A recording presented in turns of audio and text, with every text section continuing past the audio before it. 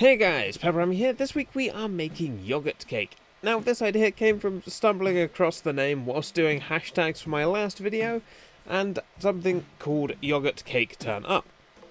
Now if you've made yogurt last week, you can make Greek style yogurt by draining your yogurt through some cheesecloth over a colander for an hour or two and then just draining off the whey. Now as this is a cake, you are going to need a batter. So you want to combine all of the wet ingredients together, and that is 120 ml of neutral tasting oil, 125 grams of Greek style yogurt, and 3 eggs. And then you want to whisk this all together until nice and smooth. Now whilst doing this, I realised this is basically yogurt flavoured mayonnaise. Anyway, moving on to the dry ingredients.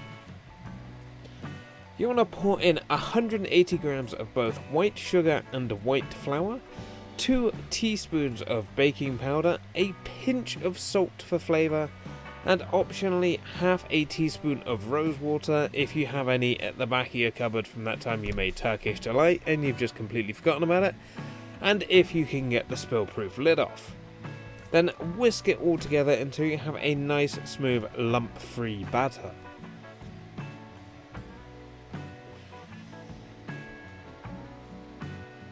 Then you want to grease a 9-inch baking pan with either oil, butter or a non-stick spray, and then pour in your batter and smooth out.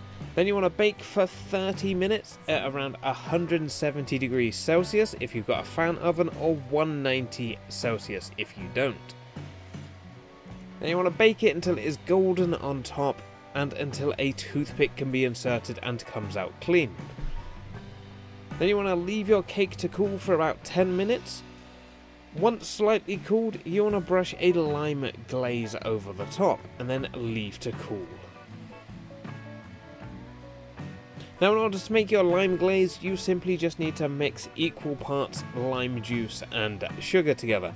For instance, 1 teaspoon of lime juice equals 1 teaspoon of sugar.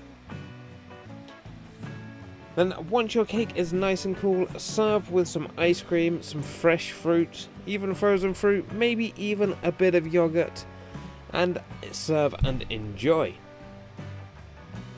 And that wraps up this week's episode. As always, if you like what you saw, let me know down below with a like and a comment. If you're new here, feel free to subscribe for free weekly cooking content, and I will see you all again next week. Thanks for watching.